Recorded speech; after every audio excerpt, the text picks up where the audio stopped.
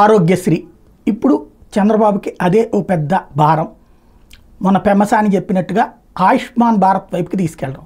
ఇక్కడ సాక్షి వాళ్ళు, వైఎస్ఆర్ కాంగ్రెస్ పార్టీ వాళ్ళు రచ్చ చేస్తున్నారు, కానీ ఆయుష్మాన్ భారత్ వైపుకి తీసుకెళ్లడం ప్రారంభించింది జగన్మోహన్ రెడ్డి హయాంలోనే.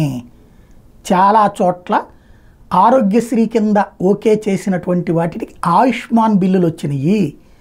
ఆయుష్మాన్ కిందన కేంద్ర ప్రభుత్వం ఇచ్చిన డబ్బులు మాత్రమే హాస్పిటల్కి వెళ్ళినాయి. రాష్ట్ర ప్రభుత్వపు ఆరోగ్యశ్రీ నిధులు 1600 కోట్లు బకాయి పడ్డాయి. ఇప్పుడు ఆ బకాయి పడ్డ డబ్బులు తీర్చకపోతే ఆరోగ్యశ్రీ సేవలు ఆపేస్తామని గతంలో జగన్ ఎట్లా హెచ్చరించారో ఇప్పుడు అట్లాగే చంద్రబాబుని హెచ్చరిస్తున్నారు. ఇప్పుడు బాబు గారు 1600 కోట్లు తీర్చాలని గతంలో చంద్రబాబు గారు దిగిపోయే నాటికి 700 కోట్ల రూపాయలు పెండింగ్లో ఉంటే జగన్మోహన్ రెడ్డి వచ్చిన తర్వాత దాన్ని 3 నెలల్లో తీర్చాడు. ఇప్పుడు 1600 కోట్ల రూపాయలు. ఇది నెలకి ఒక 100 కోట్ల రూపాయలు పెడితే 16 నెలలు పడుతుంది. మళ్ళీ ఈలోపు ప్రతి నెల 100 కోట్లు 150 కోట్లు వస్తుంటుంది. అలా కాకుండా అటుపక్కకి ఏదైతే ఆయుష్మాన్ భారత్ వైపుకి తోసేద్దాం అని చూస్తున్నారు. కానీ ఆయుష్మాన్ భారత్లో ఇన్ని సేవలు ఉండవు. నిన్ననే చెప్పాను నేను, ఈ స్టంట్ లాంటివి ఉండవు దాంట్లో.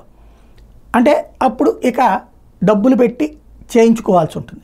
మరి చంద్రబాబు గారు ఇప్పుడు డిసైడ్ ఏం చేస్తారు? ఆయుష్మాన్ భారత్ వైపుకి తీసుకెళ్తారా, లేదా ఆరోగ్యశ్రీ ఏదైతే 25 లక్షల రూపాయల వరకు అంటూ జగన్ చివరిలో చేశాడు, అదే మొదటి నుంచి చేసుకురాలి, చివరిలో తీసుకొచ్చాడు 25 లక్షల రూపాయల సేవలైనా సరే ఆరోగ్యశ్రీలో అనేటువంటి ఆ వైపుగా అడుగులు వేస్తారు. ఎందుకంటే చంద్రబాబు గారు కూడా హామీ ఇచ్చారు, ఆరోగ్యశ్రీ ఏది నేను ఇంతకుముందు కూడా చాలాసార్లు చెప్పాను, మధ్యతరగతి కూడా ఇవ్వండి, బీమా ఇవ్వండి అన్నటువంటిది.